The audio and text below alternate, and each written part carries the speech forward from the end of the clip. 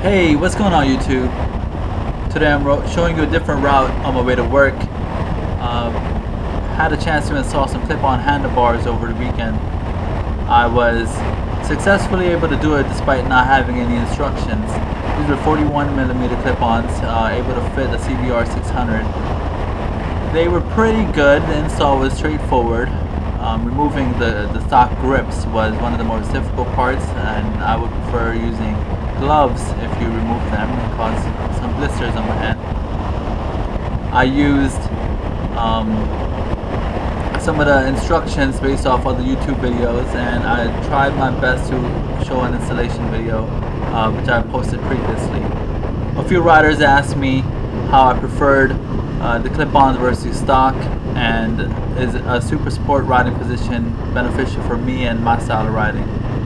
Do I feel that the super sport riding position is going to make me lean better, or maybe on the CBR will that give me the best confidence when riding aggressively? Honestly, my answer to that is no. The riding position I currently have, I'm really comfortable with. I'm a pretty tall guy, and the bike is not as long. The length of the bike is not as long to where I'm reaching way over the tank to grab the handlebars. The clip-ons made me feel like I was almost doing a nosedive all the time. That was not beneficial for me. I did not like how it didn't feel factory. The factory feeling of the clip-ons just gave me confidence knowing that all my bolts were tight, and also there was grooves within the clip-on itself to make sure that the turns won't dislodge any of the screws or anything like that. I just felt safer on the bike. Now the riding position is comfortable, but it did give a lot of strain to my wrist. Within minutes of riding, I noticed a big difference with the pressure placed on the palms of my hand and the wrist. And I like to take long trips, so this is something that I figured would affect my riding and not make me feel as happy taking longer trips on the bike. The installation basically was a remove of the clip-ons. The triple did not need to be removed, and it was a straightforward install, like I said before. Now, another option is, if you do want a better riding position, you could change the rear sets of the bike. There's a few companies that do make it. One is called Moth Racing. They're about $250. One is called Driven. I'm not sure if they have rear sets yet, but these are also potential options for people who are looking for a more aggressive, over the tank feeling riding position. Now, if you just change the rear sets, or if you just change the clip-ons, you might not have the perfect ride angle. Just imagine having your feet almost planted straight down and leaning over the tank with the clip-ons, or being upright, holding onto your factory clip-ons, and your feet are going to be way up there towards your exhaust. There's benefits to rear sets. The benefits are basically when you take a turn and you have a aggressive leaning angle, your foot pegs are not going to rub against the floor. This is going to potentially save yourself from an accident. So rear sets is not a bad option.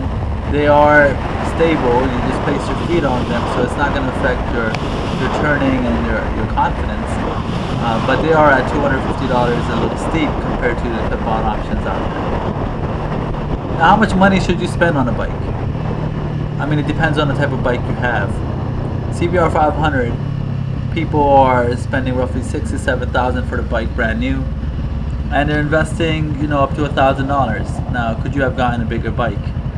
See, initially we all have the modification bug, and we want to get the most bang out of the buck from our bikes, and we feel that there is no other options for us.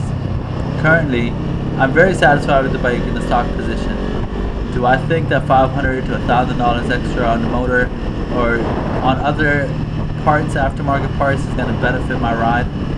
People change sprockets. Will that really affect my ride?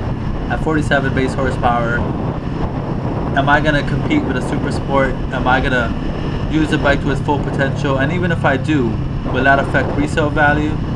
Will I want to uninstall all the hard work and time I put in just so I could satisfy my nerves for a year?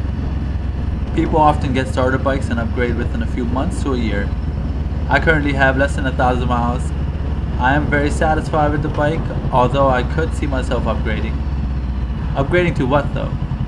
The question I had for myself was, before I even bought a CBR, I was at the Triumph dealership here in South Jersey.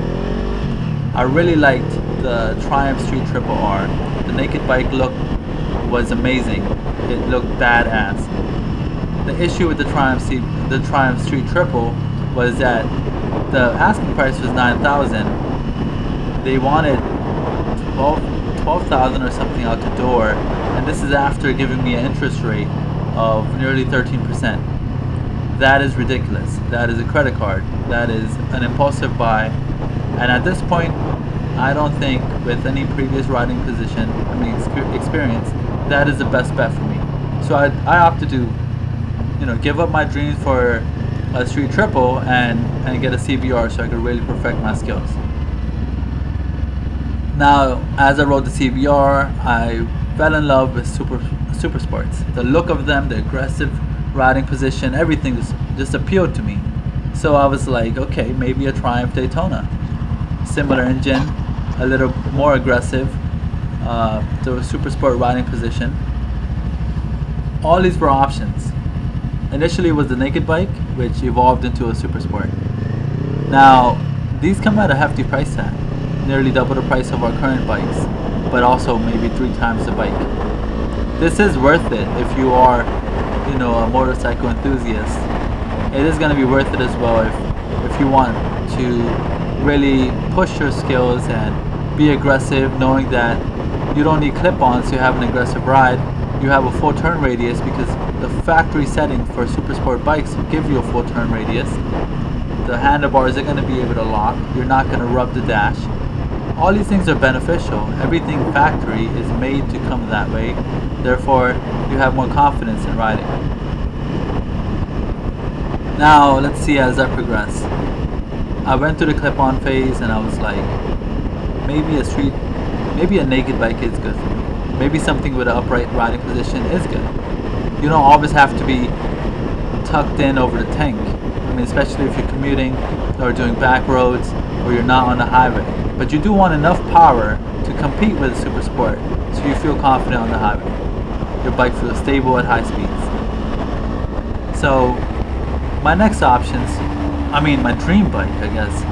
A member asked me if I wanted to upgrade. Well, my dream bike, the bike I see myself keeping for a long time and not thinking about changing everything, is the Ducati Street Fighter. That bike looks amazing, performs amazingly. They say it's a little uncomfortable. They say the riding position is in between upright riding position and the super sport. It's an amazing bike, and I see myself looking into that or the Street Triple R. Between those two bikes, that's where I see myself going after this bike. Now, when am I gonna upgrade? I could push it 2 years at most. I do see myself looking at other options at the end of this year. The CBR is a great bike, but you gotta also look at timing. People are getting 5,500 used for the bikes at around 1,500 miles all over the forums and Craigslist. There's only roughly 20 bikes for sale in the US. People love these bikes, but remember, these are starter bikes. As I say goodbye to one of my Harley Davidson riding buddies. I met him on the road, by the way. So these are great starter bikes, but as you walk, you begin to run, and when you run, you notice that is how you progress. So a Street Fighter from Ducati is probably the next choice for me. I have to perfect my skills and make sure this is where I want to go. Am I gonna have buyer's remorse? Is it gonna be too much bike for me? I'm not sure. I haven't ridden one. I haven't ridden a 600 in a long time. So let me just perfect my skills for the next year and share my experience with you guys, and then I'll be able to look into my next options. A lot of companies are coming up with great bikes in 2014, so the options are there. I do see myself more comfortable in upright riding position with a better bike. Alright guys, what kind of rider are you? What kind of bike do you guys prefer? Where do you see yourself going after your starter bike? And how did you progress through your journey with motorcycles? Leave a comment, subscribe. Thank you for all those that subscribed already. I'll try my best to make numerous videos for you guys. I hope you guys have a great weekend, and I'll speak to you guys soon. Take care, ride safe.